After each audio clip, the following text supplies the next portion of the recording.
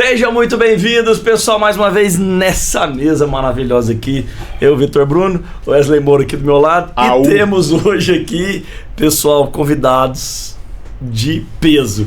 Peso corporal, peso espiritual e muito conhecimento para vocês. Sejam muito bem-vindos, Dr. Paulo Carvalho e Flávio Gordo, nessa mesa aqui. Paulão, obrigado, cara. Quando você falou convidado de peso, você não fez referência ao sobrenome, não.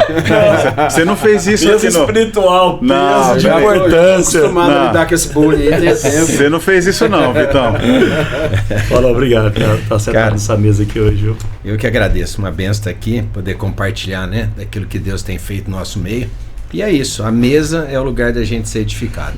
Então nós estamos aqui para trazer valores para essa mesa e algumas coisas que a gente tem no nosso cotidiano passa. Mas eu acredito que o que nós vamos falar nessa mesa aqui é eterno e não passa nunca. Então, isso aí. à noite estamos aqui para isso, né? Let's go. Não é vigília, então todo mundo não precisa ir embora. Fica aqui até o fim. É verdade. Muito bem, a gente tem falado aqui nessa mesa, Paulo. Eu me dirijo diretamente a você porque o Flávio já é prata da casa. Já é de casa. Mas eu quero dar a honra ao Flávio, porque em uma das conversas que a gente teve aqui, ele falou: rapaz, isso que vocês falam aqui tem tudo a ver com o Dr. Paulo. Vocês têm que trazer o Dr. Paulo aqui, tem que trazer o Dr. Paulo. E eu falei: gente, quem é Dr. Paulo, né? E fui pesquisar e vi o tamanho, né? Que você é, não fisicamente, obviamente. Não só fisicamente. O cara é gigante, né? Não mas só assim, espiritualmente o seu posicionamento é encorajador, cara. É verdade. É muito encorajador e eu queria, com as suas palavras, assim, quem é o Dr. Paulo? Ou quem é o Paulo? Né? O pastor Paulo? Quem é? O Paulo Marcelo é um homem que Deus encontrou, que não tinha muito para onde ir, porque às vezes a gente acha que tem tudo, e quando você vê, você não tem nada em você. Então, até 1997, tudo que eu tinha era aquilo que naturalmente a gente acha que a gente tem. Um bom caráter, a gente tem uma moral porque a gente não faz nada de errado para ninguém. Mas, no entanto, eu não tinha um propósito específico, né? Eu entendia que, eu falo que quando eu me formei, o pessoal falou assim: você vai para onde? Eu falei: eu vou me formar e eu vou para Goiás, que é onde eu tinha arrumado um espaço para trabalhar, e lá eu vou ganhar dinheiro. E vou para ganhar dinheiro, vou para lutar. Eu cheguei em Goiânia com um Fusca, uma esposa, 2 filhos, uma televisão no colo, entendeu? E a gente chegou aqui para trabalhar. Mas de lá para cá, a gente naturalmente foi nos desenvolvendo dentro da nossa relação matrimonial, igual todo casal, em altos e baixos. A gente tinha como regra a nossa razão. Eu acho que esse é o grande problema que a gente tem nos nossos relacionamentos ordinários. A gente faz da nossa razão o nosso modelo de fé dentro do nosso casamento. E a nossa razão, ela se limita a nós mesmos. A nossa razão, ela não dá direito a que o próximo possa se manifestar. Então esse era o Paulo, aquele homem cheio de razão. Até 1997, onde o nosso relacionamento estava bem desgastado, e eu resolvi aceitar um convite de um médico, que era um presbítero da igreja presbiteriana na época da primeira igreja. Ele me convidou para ir no encontro de casais. E ali eu entendi, né? Eu entendi algo a mais.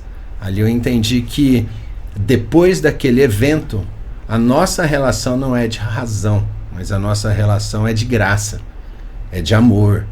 E quando a gente fala de amor, a gente está falando de conceder direito ao próximo. Quando a gente fala de amor, a gente não está falando de legalismo, porque legalismo é você fazer da sua razão o seu direito. E o exercício da graça é você dar direito independente da sua razão. Então, a partir dali, nós começamos a construir uma relação de amor realmente pautada em Jesus, né? Jesus é a expressão do amor. A palavra de Deus diz que, né, Jesus é a materialização visível de um Deus invisível que nos ama. Deus é amor.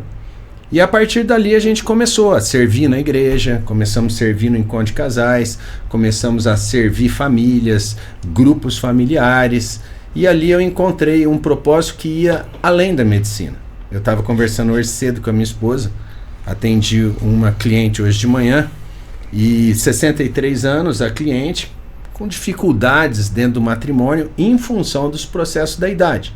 A idade, ela traz algumas consequências naturais para a nossa vida cotidiana, uma vez que a expectativa de vida hoje está em 84 anos e as nossas, vamos botar assim, a nossa performance, ela vai se limitar ali até mais ou menos 60, 62 anos. A partir dali, hoje, a maioria dos brasileiros se acham velhos. E aí eu conversando com essa paciente, ela começou a chorar, falando que era cristã e tinha buscado em Deus um homem para ajudá-la a sair desse buraco. E aí eu, claro, posso ajudar, é aquilo que eu faço. Eu falei para minha esposa, olha, é por isso que eu não paro de fazer consultório. Porque agora eu não entendo mais a medicina como um propósito financeiro. Mas eu entendo que agora eu sou um cristão que usa a medicina, né, para realmente alcançar pessoas. Uau. Então esse é o meu modelo de vida. Então meu modelo de vida, eu falo, é acordar todos os dias. Eu faço consultório pela manhã, né? E a minha manhã é o meu ofício. Eu costumo falar que depois do almoço é o meu chamado. Aí eu sirvo a igreja, eu sirvo o reino, seja através da medicina, seja através dos ministérios de hombridade, seja através da igreja local. Então o Paulo Marcelo hoje é um cara que entende que nós somos responsáveis pela nossa identidade para que a gente possa influenciar essa geração de maneira visível e coerente. Maravilha. O que a gente tem visto hoje no mundo são pessoas incoerentes. Pessoas que falam do cristianismo, mas não são o Cristo. Pessoas que revelam um cristianismo segundo aquilo que a gente quer e não segundo aquilo que a gente precisa propor. O cristianismo não veio para a sua necessidade.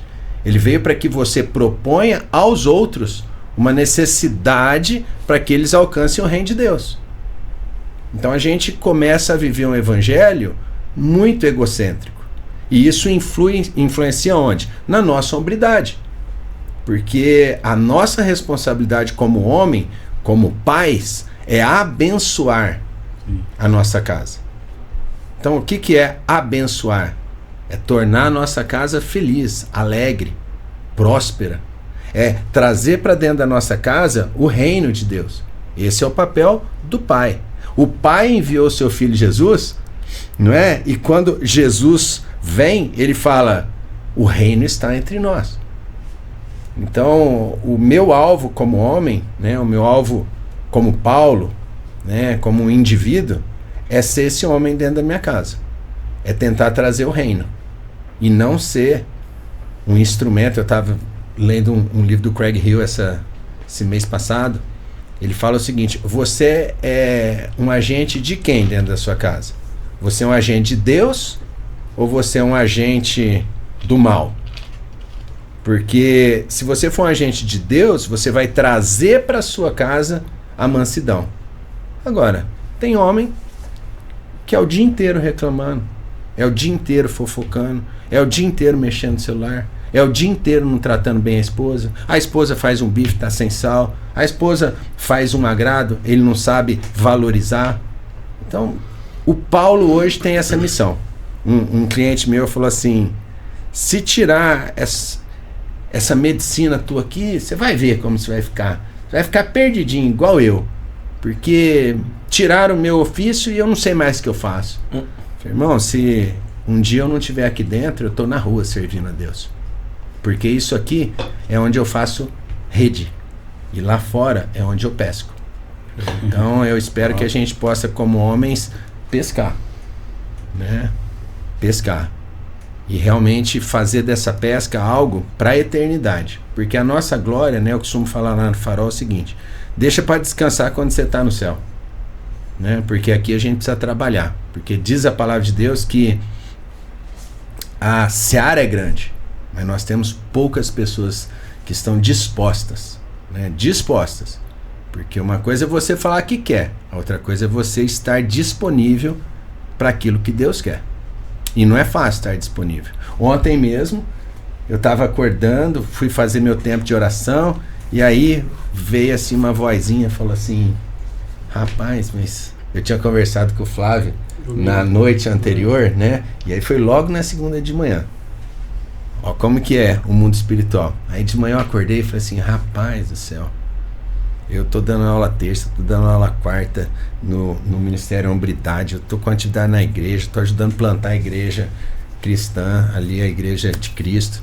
Falei, nossa, o que você tá inventando moda de ir nesse top servir, né? De ficar 4 dias enfiado ali, você tá ficando louco da cabeça, né? Tipo assim, quer dizer, vozes. Mas, felizmente, em alguns momentos, se você prestar atenção, Deus fala rápido com você. E o Espírito Santo rapidamente falou comigo. Será que você não usar óculos desde a última montanha não é o suficiente para você estar ali? Uau. Então a gente recebe muita coisa de Deus, mas a gente põe muito empecilho para não fazer aquilo que Deus tem. E a gente, ao invés de se alegrar com aquilo que recebeu, a gente fica muitas vezes criando limitações. Então sabe o que eu fiz? Hoje eu fechei a semana toda do top. Então a semana do top inteirinha eu fechei. Por quê? Porque eu quero orar, porque eu quero me preparar espiritualmente. E aí, esse é o Paulo.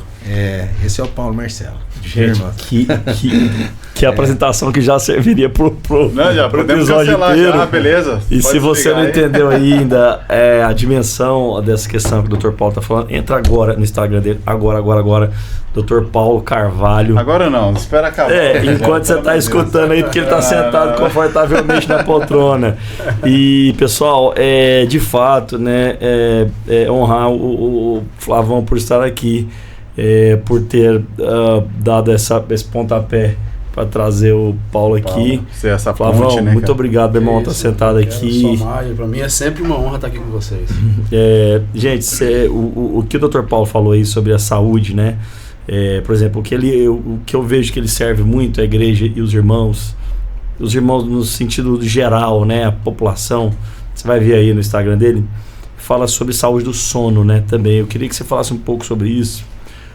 Paulão, eu recentemente descobri alguns problemas meus, cortisol alto e tal, por conta do sono, dormir ruim, né?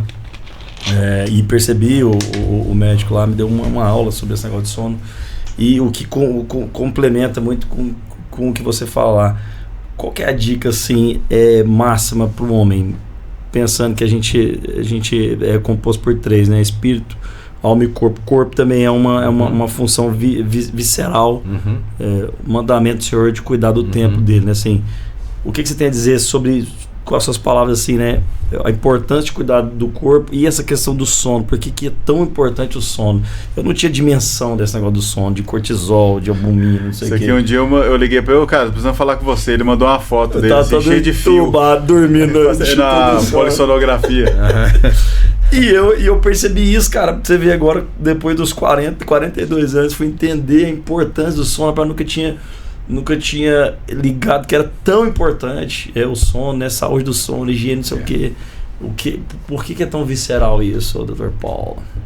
O sono é algo novo dentro da medicina, do ponto de vista de relevância, né? Quando eu formei, eu falo que sono, intestino e músculo, ninguém falava disso. Né? Músculo e intestino, então, não servia para nada. Hoje a gente sabe, né, da importância que tem esses órgãos. Mas nós temos que entender o seguinte: durante o sono é quando a gente faz reparo, tanto reparo mental quanto físico. Então no sono REM a gente faz reparo mental, você recupera seu cérebro.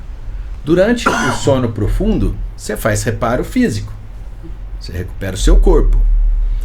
Só que o sono, ele é a expressão do seu dia. E quando a gente pensa em sono, a gente pensa em um ciclo que Deus permitiu o homem passar, que é um ciclo perfeito, que é o ciclo circadiano, onde você tem períodos de atividade e períodos de descanso. Se a gente for pensar dentro do nosso plano inicial, qual que é o planejamento que nós temos aí para o homem? Ele vai acordar cedo, ele vai dormir cedo. Nós temos de manhã luminosidade, que inibe a sua produção de melatonina, que é um hormônio ligado ao sono.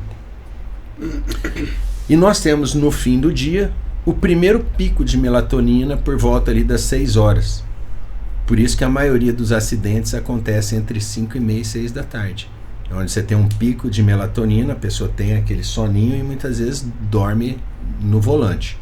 Depois você tem um segundo pico por volta de 9, 10 horas da noite. Só que para você entregar melatonina, você tem que ter um ambiente sem luz, um ambiente mais escuro. Ao invés do ser humano evoluir respeitando essa regra, o que nós fizemos? O contrário. A gente inverteu. Hoje as noites se tornaram produtivas, nós enchemos a nossa noite de atividade, nós trouxemos tela cada vez maiores para a nossa sala, né? Luz a gente tem hoje, né? Se você não tomar cuidado, eu tive a oportunidade de construir uma casa agora, aí eu botei luz de LED em locais específicos. Por quê? Eu apago tudo, só deixo o LED indireto. Nós trouxemos alguns consumos que fazem mal para o sono, como excesso de cafeína, energéticos, bebida, álcool. Tudo isso interfere de maneira negativa no nosso sono. Consequentemente, na vida pós-Covid, com o enclausuramento da população, em que as pessoas ficaram mais ansiosas, nós conseguimos bater a marca de 48% da população mundial não dormindo. Uau! Então hoje de cada 2 pessoas, uma não dorme. Uau. Isso é uma realidade no consultório assim, visível e às vezes eu acho que é até pior. Uau.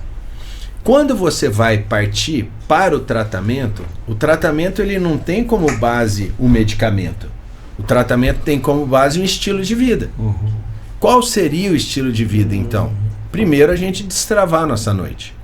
Então a gente começar a tentar colocar cada vez mais cedo o seu momento de higiene, que a gente chama de higiene do sono, onde você vai limitar a luz, limitar a atividade cerebral, limitar a excitação, evitar carregar trabalho, evitar mexer no seu celular, evitar ver e-mail, evitar mandar WhatsApp. Quer dizer, todas essas atitudes são atitudes que a gente chama de dopaminérgicas. Quando você pega o seu celular, que você destrava ele aqui, ó, só de fazer isso aqui você já estimulou dopamina no seu cérebro.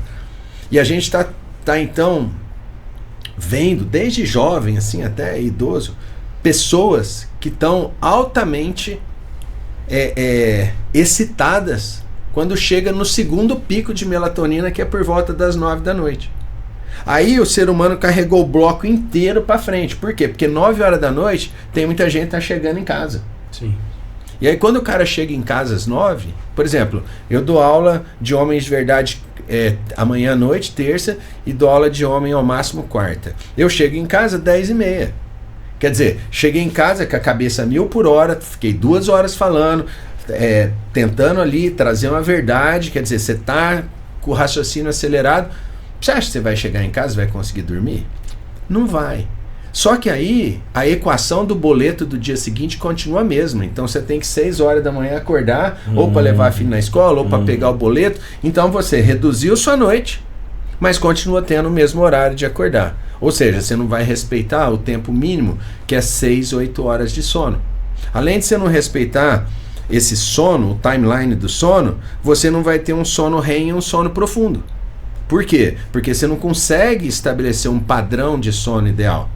Consequentemente, o seu sono passa a não ser reparador. E aí o que acontece quando você não tem um sono que recupera você? Aumenta a incidência de hipertensão, aumenta a incidência de infarto fulminante, aumenta a incidência de obesidade, aumenta a incidência de diabetes, diminui a sua produção de testosterona, aumenta os seus níveis de cortisol. Quando você começa a não dormir à noite, você vai ver que às vezes você come a mesma coisa, mas você engorda. Por quê? Porque cortisol, ele baixa o teu metabolismo. Adrenalina acelera. Tem algumas pessoas que acelera, mas a maioria não. E a gente começa então a viver um mundo completamente desconectado dentro da sua função. Eu costumo falar o seguinte, tem um ditado, né? O pessoal fala assim, Paulo, mas o corpo é perfeito. Não. O corpo, ele é perfeito quando ele está dentro de um quadro funcional. Dentro de um quadro disfuncional, o seu corpo ele não repara, ele adoece. Então não dormir vai piorar a cascata inflamatória, que vai piorar a incidência de doenças.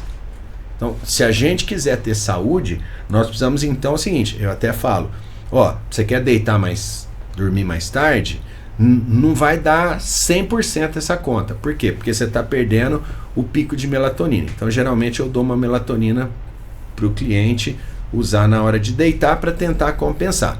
Eu costumo falar assim, a natureza vai até um certo ponto, aonde a natureza não vai mais, a gente ajuda, a gente suplementa. Não é? Então nós damos um empurrão. Tá, você vai entregar uma melatonina para ele. Mas aí é o seguinte, e a hora de acordar? Aí você também tem que corrigir a hora de acordar, porque senão você dá uma melatonina pro cara às 11, ele tem que acordar às 5, porque às vezes mora num condomínio ou distante da escola para levar os filhos para preparar tudo. E isso daí não vai te matar agora. E talvez essa expressão, né? Eu falo o seguinte, o problema não é matar, o problema é sobreviver.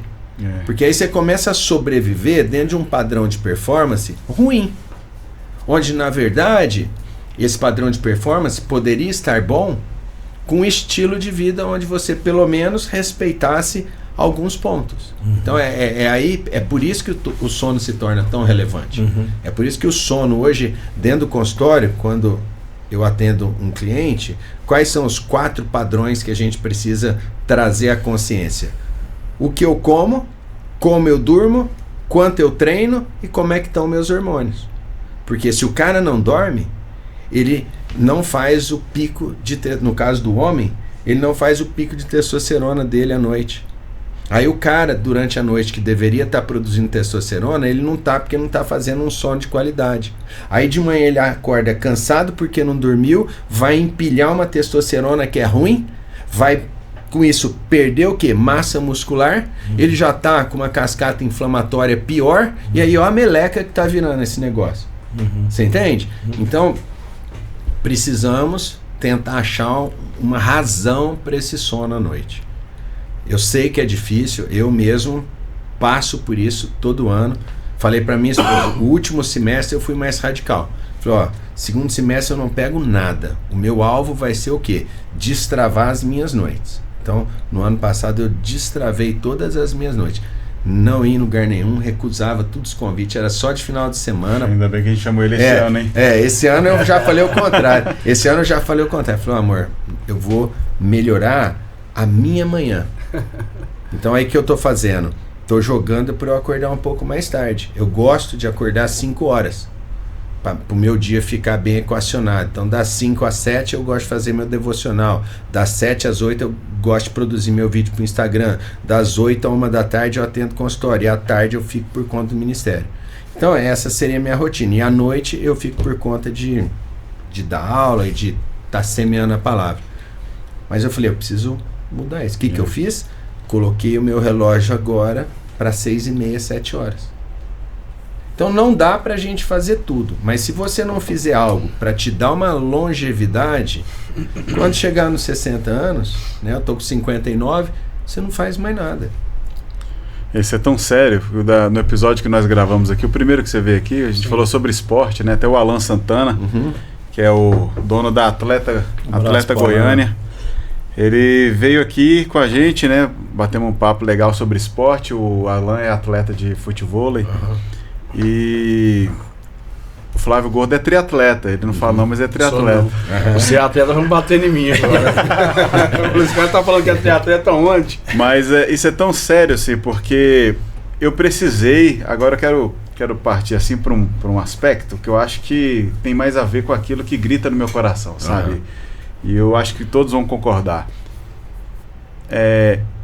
Quando eu tava na obesidade, tava com 155 quilos. Eu precisei de um amigo que chegasse em mim e falava, cara, vamos tomar um café junto? Vamos. Cara, eu enchi o prato, deu 50 e tantos reais no café da manhã. Não precisava daquilo, na verdade não precisava de menos da metade daquilo. E o café dele, ele é todo bodybuilder, né? Todo sarado. Todo Dr. Paulo. Tal. E ele falou pra mim assim, cara, pode ser que a gente perca a amizade agora, mas eu vou ter que falar umas coisas boas pra você. Falei, manda ver, fala aí. Esse é amigo mesmo. Esse é amigo. Ele falou assim, cara, olha o tamanho do sua teta, velho. Olha o tamanho de sua teta, você tá com o hormônio feminino, irmão. Ele confrontou sem afrontar, o Flavão tava falando não, brinca com o tamanho do homem, rapaz, nem compara. O Flávio, ele tá fazendo confrontar, foi um amigo que confrontou positivamente. Não, ele me amou, cara, me amou, ele falou assim, cara, você tá mal, você tá muito ruim, cara, sua barriga olha pra você, irmão. Cara, que você tem que ir no médico, você tem que fazer exame, você tem que fazer não sei o quê. E eu saí de lá assim, frangalho, sabe, assim, fingindo beleza. Não, tá tranquilo, obrigado, cara, Deus abençoe. Você foi um amigão. Isso foi no Brasil ou foi na Inglaterra? Brasil. E eu tava xingando esse cara com toda a minha carnalidade dentro do meu coração, sabe? Só que hoje eu agradeço tanto a Deus pela vida desse cara. Uhum. E Deus tem levantado, cara, homens que eu acompanho, eu sigo nas redes sociais. Eu percebi que... Aí eu fiz os exames, fiz a bariátrica, né? E Deus transformou minha vida, da minha esposa. Mas o que a perda de peso me proporcionou observar coisas que eu não estava observando. Aspectos, inclusive, espirituais. Uhum. Né? Que eu lembro que a gente até falou aqui, né? Você tem mais tempo de brincar com seu filho. Sim. Né? Você tem mais tempo de acompanhar o filho. Não é só levar lá. Sim. É acompanhar o filho no futebol. Uhum. A minha filha vinha brincar comigo, eu já estava transpirando, já infartando, sabe? E aí eu queria jogar essa bola, inclusive, para vocês, assim, das experiências que vocês têm hoje, da autonomia que vocês têm como homens, né? Que vocês percebem que vocês não eram capazes de fazer antes e hoje vocês têm essa capacidade. Os amigos que estão assistindo agora aí, vocês precisam ouvir essas verdades, né? Wesley, eu não fiz a cirurgia, mas eu cheguei a pesar 130 quilos. E eu vejo as fotos dessa época hoje, você tem que até que deitar o celular, né? Porque a cara não cabe no celular. Na vertical não cabe. Tem que ver no tablet. Você tem que ver na televisão, de 40 pode dessa daqui, ó. Senão não cabia a minha cara lá. E apesar de... Foi logo depois que eu casei, né, que a correria do dia a dia, e sem desculpa nenhuma, aquele negócio, né, a culpa é minha, eu ponho quem eu quiser, mas não era culpa de ninguém, além de ser minha própria culpa, né, de não definir as prioridades. E eu engordei muito, e eu comecei a emagrecer com o pedal. Eu sempre fiz atividade física, sempre fui muito competitivo em tudo que eu fazia, então eu fui para natação, eu competia, eu fui para bicicleta, eu tinha que competir, e hoje eu consigo controlar isso um pouco mais. Né, a competição agora, mas eu sempre traço um objetivo quando eu vou treinar, apesar de tudo, se tem um tempo que é passado, eu falo, eu vou fazer 2, 3 segundos, mas é coisa minha mesmo. Mas o esporte que foi que me proporcionou perder o peso, e aí me envolvi junto com amigos no mountain bike. Mas eu acho que eu já comentei isso aqui, cara, que foi um negócio que o meu irmão falou para mim recentemente. Vamos fazer 8 anos esse ano que meu pai faleceu, e ele falou pra mim, cara, é impressionante como a gente hoje, né, pai de família, mais de 40 anos, como a gente sente a falta do nosso pai. Então imagina pros nossos filhos hoje, eu tenho um casal de 10 e 12 filhos, já mencionei isso aqui, se a gente faltasse hoje, né, hoje a gente é um homem criado, temos filhos, somos casados e a gente sente falta de um pai. E ele chamou atenção justamente para o cuidado da família, para o cuidado do nosso corpo, para a nossa saúde. Eu preciso cuidar, porque eu não posso faltar para o meu filho por uma negligência, por uma indisciplina, porque eu não consigo regular o meu dia, porque eu não consigo regular o meu horário, eu durmo pouco. E isso é uma bomba que não explode hoje. Exato. Ela vai explodir mais para frente. Né? E eu quero poder jogar bola com meu filho, eu quero poder desfrutar de momentos com meu filho e até mesmo no aspecto de proteger a minha família. Esses dias como eu já vi algumas vezes, eu nem lembro se esse episódio eu comentei, velho, mas eu tava seguindo na rua e indo lá perto do Detran, passando na avenida ali, e saiu de uma construção, saiu um cara na frente e outro correndo atrás dele, possivelmente ele entrou numa obra, era uma construção, e deve ter roubado alguma coisa, não sei. E eu pensei em parar a caminhonete, mas na hora que eu olhei no retrovisor, eu falei, se eu pisar no freio aqui, vai dar ruim. E aí pensei em retornar, já passei do retorno, porque eu queria correr atrás do cara, mas eu fiquei pensando, E se eu não tivesse condições físicas de correr? Se eu fosse obeso, se eu não cuidasse da minha saúde, se eu estivesse fora de um condicionamento físico, para proteger a minha família. Se fosse a minha família que estava sendo ali lesada por um assaltante, seja lá por quem for, e eu não tivesse condições de defender a minha família por falta de condicionamento físico. Isso tem sido cada vez mais comum, né, cara? Sim, eu não falo que eu bateria, não, é defender. Eu falo de defender a minha família. Porque eu preciso defender a minha família. Nem que for carregar cara, ele, nem que seja tirar ela dali. Tirar daquele cenário. Nem que seja para proteger. Proteger. Se eu não tiver bem condicionalmente, nem isso eu consigo fazer. Então a nossa preocupação, assim como o Dr. Paulo colocou, ela tem que existir sim. Porque a nossa vida é muito corrida, sim. Todo mundo tem as suas obrigações, os seus deveres. Eu tenho menino... O Dr. Paulo já criou os dele. Não é por isso que ele não tem as dificuldades, como ele falou, a agenda, né, às vezes cheia, mas cada um tem as suas dificuldades e o seu dia a dia.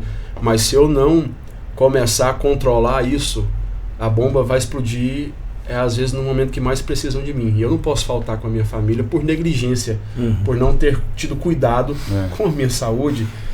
Então a atividade física, ela é essencial. E eu sempre falo, cara, eu sei que a vida de muita gente é muito corrido mesmo. Eu sei disso. Mas eu acho que 30 minutinhos diariamente, se não diariamente, 2, 3 vezes por semana, você consegue fazer dentro da sua casa. A gente consegue se organizar para poder fazer. Então eu vejo a atividade física dentro do nosso assunto da paternidade, como você sempre menciona, a gente não saiu do assunto. Muito pelo contrário, né, Flavão? O que eu estava especificando aqui com o Dr. Paulo, dele falar do sono, é porque eu vi essa reflexão em mim. Quando eu comecei a melhorar o sono, eu tive mais alegria de brincar com meu filho, eu tive mais disposição de fazer amor com a minha esposa, eu tive mais empoderamento para pastorear minha casa, eu tinha mais fôlego para ler a palavra junto com eles, por conta de um sono, um esquema que eu não dava valor, que eu não dava a percepção. Com certeza o Wesley, quando diminuiu o tamanho do corpo, dormiu melhor, teve mais energia.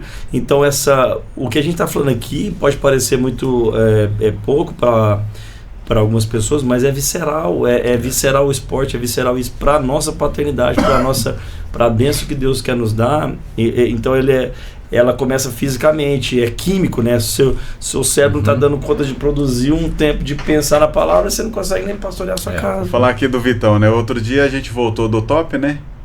A gente tava lá no top, e aí a barraca dele estava fechada ainda. E ele chegou lá em casa, eu abri todas as minhas coisas lá para secar, tirar aquele mau cheiro, e ele falou, poxa, eu preciso lavar minha barraca, Wesley. Eu falei, não, traz aqui que eu lavo para você, a gente faz top, o cara que lavar minha barraca. Olha o que ele fez. Olha o clique que ele teve, e eu atribuo isso a isso que você falou, cara. Eu acho que você não faria isso há um tempo atrás. Ele falou assim, não, Wesley, pensando bem, eu vou lá para casa do meu pai, que é lá na chácara, lá no sítio, e eu vou fazer isso com os meus filhos. Eu vou levar a barraca e eu vou lavar com eles. É bom que a gente se diverte. É esse clique que eu tô falando, galera. É isso que eu tô falando, cara. Eu quero te parabenizar por isso. E fiz esse final de semana, foi absoluto. Meus meninos ficaram doidos. Lavar a barraca. Você cansado, obeso, doente, você depressivo, você não tem esse clique. Você não faz isso. E assim, uma coisa que eu venho batendo muito na tecla, assim, é a questão da alimentação, criando um ganchozinho para aquilo que entra no nosso corpo. E depois eu quero fazer uma pergunta para o senhor, doutor, sobre como que é viver sem estômago. Daqui a pouco o senhor fala sobre isso. Mas antes disso, eu quero fazer menção aqui da kombucha Romar. Excelente. Deixar um abraço pro Rodrigão. Hoje eu tive com ele, dei um abraço nele, muito tempo que eu não via. E Vitão, o que é a kombucha Romar, cara?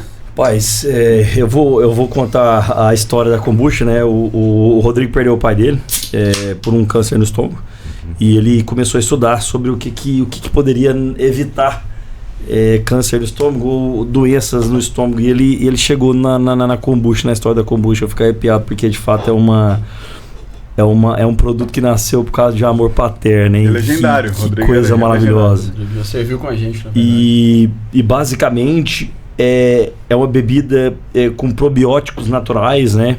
Que vai limpar seu organismo. Vai tirar todas as impurezas que estão ali pregadas no intestino, enfim. E vai te dar uma saúde, vitalidade, ou seja, é como se o estômago fosse, eu vou deixar o doutor falar, eu tô falando coisas que mais científicas, mas é o jeito que o Rodrigo explica, cuidado aqui, tô na frente do doutor Paulo, pelo amor de Deus. É a especialidade do cara. Rodrigo explica que o estômago é uma espécie de cérebro, né? É uma espécie de órgão vital, então se ele estiver limpo, o intestino limpo, o estômago limpo, o seu corpo vai estar forte, vai estar fortalecido. Então a kombucha é para isso, ela limpa e é uma delícia, gente, você não está entendendo. Pessoas que eram viciadas em álcool por consumir a kombucha parar de ser viciadas em álcool e etc, né? Então é de fato uma menção honrosa aqui ao que o Rodrigo faz. Ele está dedicando a vida dele nisso, né? Ou seja, começou pelo amor que ele teve pelo pai ou pela perda do pai. Isso é muito forte, né? Bem, inclusive eu tomava mais de 2 litros de Coca-Cola por dia, né? Não sei nem se eu podia falar esse nome.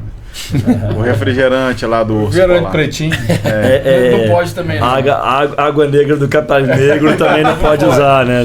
É complicado. Mas eu tomava refrigerante, cara, mais de 2 litros por dia, assim, mas compulsivamente. Né? E um dia eu vi aquele Dr. Now, aquele do Quilos Mortais.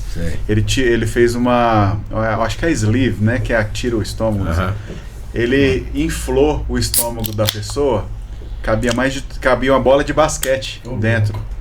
De tanto que era grande. Olha aí. Mas, devolvendo a bola pro Dr. Paulo. Dr. Paulo, como que é viver sem estômago? Que loucura, hein? Mas primeiro, por que não tem? É lógico que eu tô deixando a bola quicando pra você contar o testemunho, porque eu sei que é forte, mas... Viver sem estômago, né? Eu falo que meu estômago foi retirado quando eu fiz 50 anos, né? Eu tô com 59 agora, tem 9 anos. E eu sempre tive uma vida... Eu entrei numa academia, eu falo, com 14 anos, eu nunca mais saí. Então eu não me lembro de eu passar nenhum momento da minha vida sem fazer esporte. Eu lembro assim, eu troquei os esportes, mas ficar sem fazer nunca. Mas aos 50 anos, né, Deus permitiu que eu tivesse um câncer no meu estômago. Era um câncer altamente maligno, né? Câncer de estômago geralmente cursa com 75% de morte, né? Então é realmente bem complicado. Mas eu fui privilegiado, porque quando eu tive o meu câncer, foi no dia, 2 dias depois do meu aniversário. Então eu fiz aniversário, faço dia 1º de maio, dia 3 eu fiz minha endoscopia. Foi diagnosticado a neoplasia de estômago. Dia 5 eu estava em São Paulo já para tratamento. Me mandaram lá, era um tumor de 8 centímetros. E me mandaram para São Paulo rápido, porque era uma questão grave, enfim, acharam que eu tinha que estar em São Paulo. Mas logo, né, Deus falou comigo ali, já no sábado, de que aquilo não era uma doença de morte, que aquilo seria uma doença para a glória de Deus, e que através daquele testemunho eu iria revelar esse reino de poder que está entre nós, e às vezes a gente não crê, né? A gente tem muito a mania de crer no palpável, né? Mas tangível, o absoluto, né, de Deus você não vê, mas ele é tão palpável quanto. E ali, porque isso aqui vai longe, que nem dos outros eu for falar, para encurtar a história, eu já na terça-feira liguei para Paulo Júnior, lá de São Paulo, falei: Júnior, você me empresta a igreja? Queria fazer um culto de gratidão, porque Deus falou comigo que eu vou passar pelos processos, mas que eu não vou morrer. E aí Paulo Júnior me emprestou a igreja, eu chamei os pastores do Farol na época, aliançados, fizemos um culto para agradecer a cura de Deus. E aí logo em seguida, na semana seguinte, eu comecei o meu tratamento, quimioterapia, fiz a cirurgia e depois fiz 3 químios. Durante todo esse processo, Deus esteve presente, Deus falou tudo que iria acontecer de maneira antecipada, então isso me deu muito conforto através da palavra, né? Isso está tudo escrito, tem um livro sendo escrito, mas preciso separar um tempo, tá faltando 2 capítulos, mas é uma história fantástica, assim, do cuidar de Deus com a minha vida, com a minha família. Enfim, e dali para frente a gente já começou então a conviver com essa experiência de viver sem o estômago. Viver sem o estômago, eu acho que na essência de tudo é você viver com intencionalidade. Eu acho que o grande problema que a gente tem hoje no meio do homem, no meio da sociedade, mas nós estamos aqui pensando em homens, porque a responsabilidade, nós temos que entender que a responsabilidade de uma casa, ela é do homem, não é da esposa. A palavra de Deus diz que o homem se submete a Cristo e a esposa se submete ao homem. E um homem submetido a Cristo, junto com a sua esposa, eles participam, são coparticipantes desse reino, para que as coisas aconteçam. Não é submissão no aspecto de inferioridade, é submissão no aspecto de sacerdócio. Então, o homem, ele tem a responsabilidade de ser sacerdote. É o homem que tem que educar o seu filho. É o homem que tem que falar da palavra de Deus. É o homem que tem que inculcar na cabeça dos seus filhos os valores do Evangelho. E, de maneira intencional, é o homem que tem que se colocar de joelho, ouvir de Deus, trazer uma palavra de direção para sua casa. É responsabilidade do homem proteger a sua família, fisicamente, espiritualmente. É responsabilidade do homem ser profeta. Porque o sacerdote, ele ouve e ele comunica. O profeta, ele ouve e ele anuncia. Então, viver sem estômago é você ser intencional naquilo que não seria, vamos colocar assim, o normal para as pessoas. Porque o que é o normal? Você comer, você tem suas vias digestivas e bababá, não vamos entrar nessa fisiologia, mas enfim, eu não tenho estômago, e daí? E daí que porque eu não tenho estômago eu vou ser um coitadinho? Então tem muito homem que tem tudo e se posiciona como coitadinho. Sim. Tem muito homem que tem estômago, entendeu? Mas está reclamando da vida. O Deus é o estômago. Exato. Tem muito homem que eu vejo no seu dia a dia que tem muita coisa, mas só fica olhando para coisa ruim. Fica o dia inteiro, igual aquela hiena lá da televisão lá, sabe? Aquela, vida, não sei o quê. Você tá entendendo? Então, eu acho que nossa responsabilidade de homem, se você não tem estômago, não dê importância para isso, mas conviva com essa sua necessidade, conviva com essa sua obrigatoriedade de ter um pouco mais de zelo com a sua alimentação. Então, eu tenho uma alimentação. Como eu não tenho estômago, eu tenho um quadro mais absortivo. Eu não absorvo tudo. Eu não absorvo vitamina B12, eu não absorvo zinco, eu não absorvo ferro. Então eu preciso entender o que está acontecendo comigo. Reposições. Exato. Suplementação. Então, todo dia à noite eu vou dormir, eu tomo minha B12, tomo vitamina D, faço as minhas reposições de zinco, reponho vitamina C porque está sempre carente. Agora, o que você, homem, tem feito? O que você, homem, tem feito com as suas carências? Aí a resposta é simples. Ao invés de você ser intencional, você se torna passional. Então nós temos uma sociedade de homens passionais, culpando as pessoas, culpando uma geração, culpando os filhos, culpando a esposa, e por conta disso ele sai de casa, por conta disso ele abandona o filho, por conta disso ele não dá exemplo. Então quando você resolve se posicionar em Deus, quando você se coloca posicionado em cima dos valores, você vai começar a transmitir isso para o seu filho. Transmitir o quê? Coragem. A palavra de Deus diz não, né? Aqui eu tatuei uma espada minha, que foi uma das palavras que Deus me deu: seja forte e corajoso. Deus mandou você ser um banana. Diz que não pode falar isso também, né? É banana, é cheio de uma banana. Então, então o que acontece? A palavra de Deus nos chama a ser forte. Agora, a palavra de Deus diz que nós vamos andar sobre as águas. A palavra de Deus nos chama para ser águia, para voar alto. Só que voar alto não significa que você é perfeito. Voar alto não significa que você é o Superman. Não, voar alto significa o seguinte: deixa de lado as suas limitações e faça acontecer dependendo de Deus e não de você. Dependa daquilo que Deus coloca em você. Então não me falta nada. Outro dia, minha filha falou assim, às vezes eu gosto de revisar algumas coisas que eu escrevi tudo, quando eu passei pela enfermidade, eu escrevi tudo, né? E eu lembro uma vez que, quando eu fiz a minha primeira quimioterapia, a médica falou assim, na quinta-feira, seu pai, minha filha é médica, né? Na quinta-feira, seu pai vai estar ruim, porque essa primeira quimioterapia aí, na quinta-feira, ele vai estar acabado. Ele não vai conseguir sair da cama, vocês prendem ele lá, deixa ele quieto, porque o treino não vai estar bom não. Beleza, aí, ok, doutor. Fui embora fiz a quimio, fui embora para minha casa, né? Quando eu fui fazer minha primeira quimio, né? Naquele dia o louvor era que Deus estava derramando bênção sobre a minha vida, e vim embora para Goiânia, porque eu fiz em São Paulo.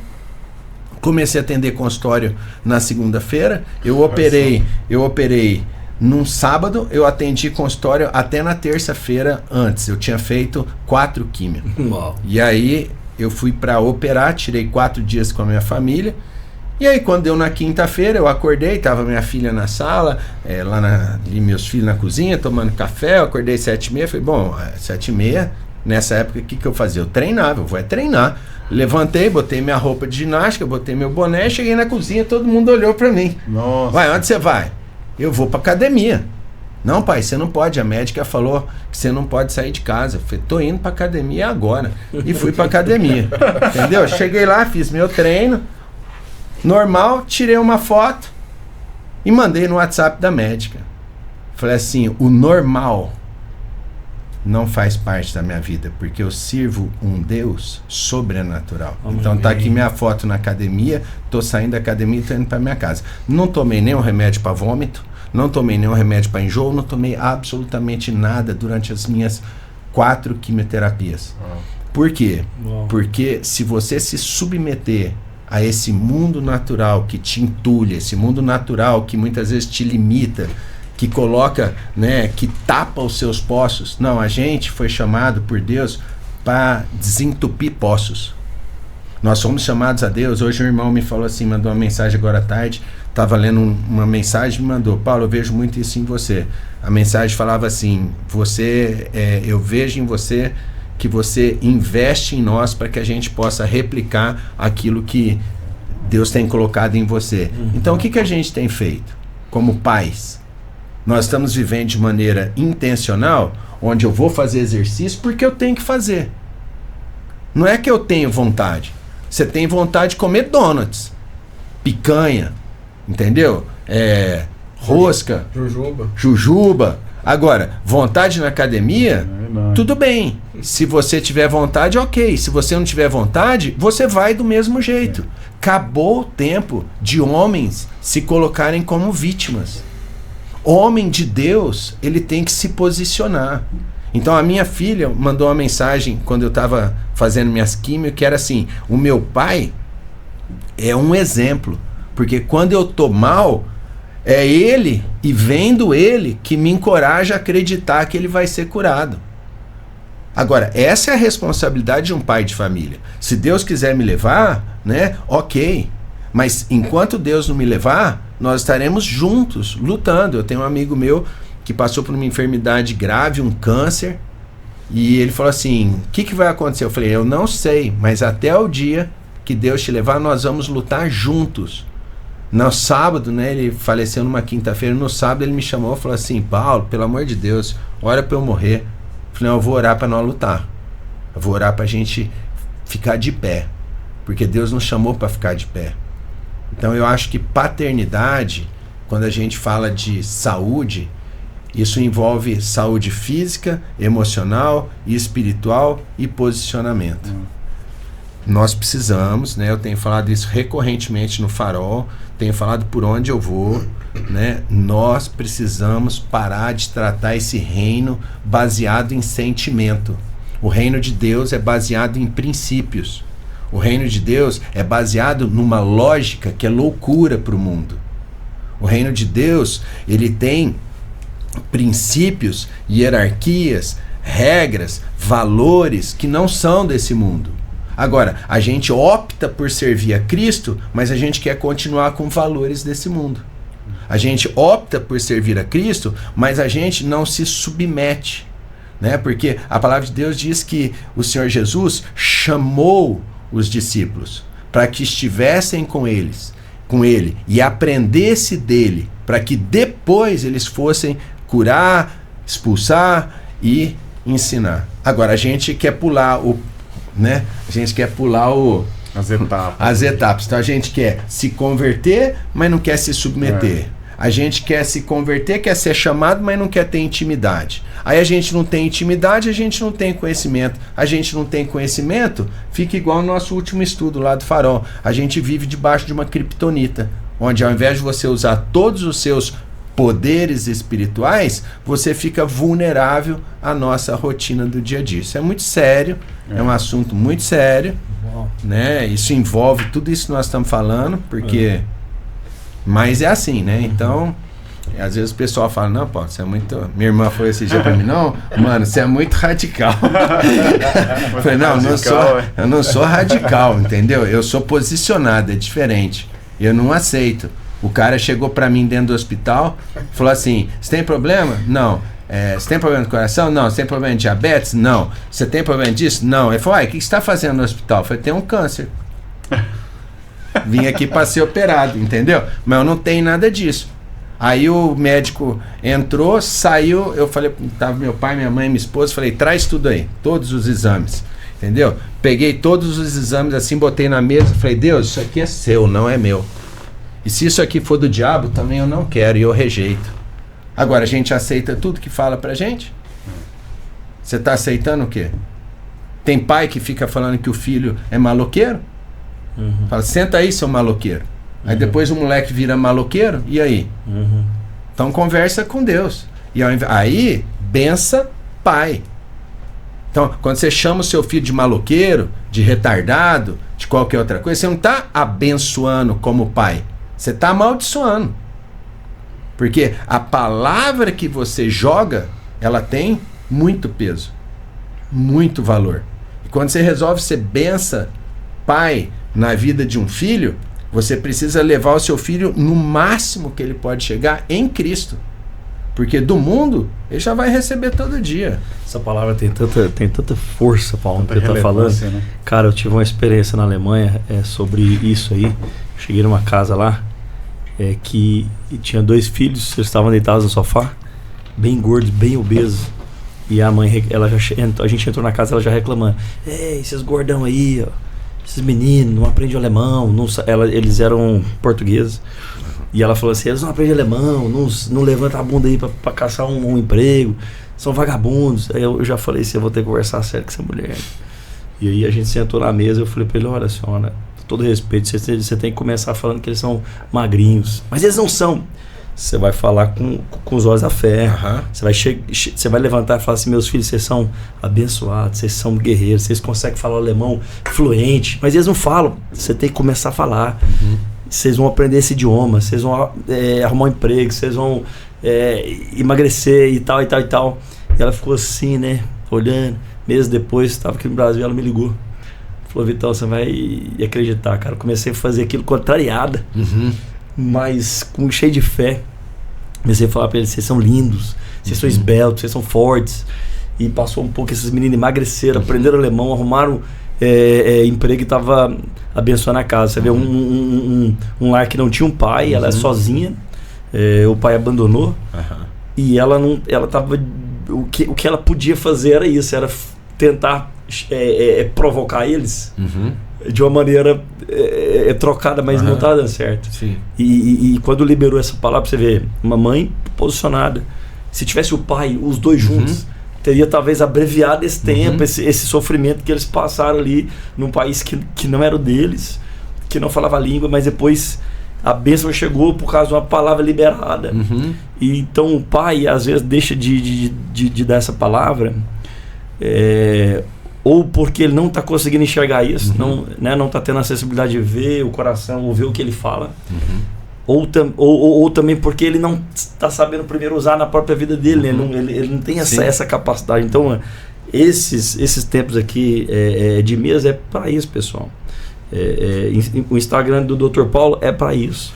Esse podcast que nasceu no coração do Senhor. É para isso. Né? Então essa visceralidade toda que a gente está falando aqui vai culminar onde? Numa vida fluida entre pai, mãe e filhos, né? Essa bênção de Deus, rapaz, eu não tenho nem coragem de estragar o que foi falado aqui. Eu acho que eu só tenho que ser grato a Deus assim por vocês, né? Por você ter nos conectado ao Dr. Paulo, ao pastor Paulo, ao Paulo. É um presente que Deus nos deu na caminhada aí. É um prazer caminhar e aprender com o Paulo. Espero que seja o primeiro de muitos que você vem aqui. Espero que você aceite. Já sabemos agora que as noites dele estão... o ano que vem, talvez, às tardes. Você falou do triatlo, quando ele falou esse negócio, eu lembrei do colega que ele sim é triatleta, que ele escolhe os anos ímpares para ele fazer prova de triatlo. Então pronto, já tem que pegar... tem toda uma dedicação, né? Então ele fala, não dá para fazer todo ano, mas os anos ímpares é o ano que eu vou treinar para fazer prova. E aí ele já começa o ano treinando, é igual o Dr. Paulo. Muitos são contrários, os anos os ímpares é o que eles prometem que vão fazer, né? mas senhoras e senhores, quero agradecer mais uma vez a sua audiência. Curta, compartilhe, envia para os homens que você conhece. Você, mulher, esposa também. Se isso também de alguma maneira abraçou seu coração, envia para os homens da sua vida, os homens que você conhece, seus irmãos, seu marido, seus filhos. E divulga o canal, divulga esse conteúdo. Segue lá o Dr. Paulo, Flávio Gordo, Vitor Bruno e Wesley Moura. Sejam muito bem-vindos. Pensa Pai, o podcast do Paternidade. E em breve nós retornaremos aqui com essa parte 2, porque tem um milagre aí que aconteceu numa tal montanha, que eu vou te falar, também isso me impactou. Né? Eu vou deixar aí só um gostinho aí. O cara foi curado de 16 graus de miopia. Então pronto, só isso. Uau. Fica ligado aí que em breve você vai ouvir essa história aqui com muito mais intensidade e detalhes, tá bom? Bom, obrigado. Valeu, obrigado. E a nossa equipe técnica aí, o Juneira e o Artuzeira. Juneira e Tutu, vocês são diferenciados. Obrigado demais, viu? Se você precisa de um estúdio, se você precisa de um espaço para gravar o seu conteúdo, para gravar um curso, tá aqui o Estúdio Class à sua disposição. Faz contato aí que a gente conecta vocês ao Juneira, beleza? Um abraço. Vitão. Valeu demais, pessoal, pela sua companhia aí.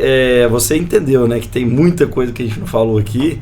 Dr. Paulo, Flávio Gordo, com certeza tem que vir aqui para continuar.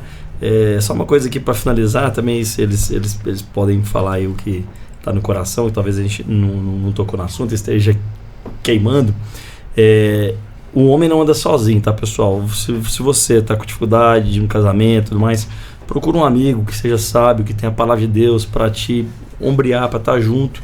A gente percebe que todos os homens de Deus tem alguém ali do lado, tem alguém que o fortaleça, que o lembre quem ele é, que o lembre da identidade que ele é, né? Então, fica esse meu último recado aqui. Dr. Paulo, suas últimas considerações, depois Flávio Gordo. Excelente. Queria agradecer o convite, foi uma bênção, uma honra estar aqui com vocês. Eu costumo falar que nós precisamos realmente nos posicionar colocando verdades. O mundo tem sofrido por conta de omissões, né? Então a gente precisa trocar nossa covardia muitas vezes pela nossa coragem, como a gente falou aqui. E eu queria deixar um convite aí para você, homem, ser intencional. Se você ouviu até aqui esse podcast, eu queria deixar um desafio para você colocar a sua vida diante do Espírito Santo de Deus, para que ele pudesse trazer a você aquilo que você precisa fazer para amanhã, né, terça-feira, você ser um homem diferente, dentro de um processo que Deus quer te levar. Não é instantâneo, vai ser um dia após o outro, é subindo uma montanha após a outra, mas é possível. Então, queria deixar esse desafio a você, homem, de assumir a responsabilidade da sua casa, assumir realmente esse sacerdócio de falar a partir de amanhã, se você não tem falado, para sua casa, deixa comigo, porque aqui tem homem. Uau. Boa noite. Sim. Primeiro, é sempre um privilégio estar aqui com vocês. Quando eu recebo a mensagem do Wesley lá para vir participar, Eu me sinto muito honrado, então, mais uma vez, muito obrigado. E a minha palavra não foge daquilo que o Dr. Paulo falou.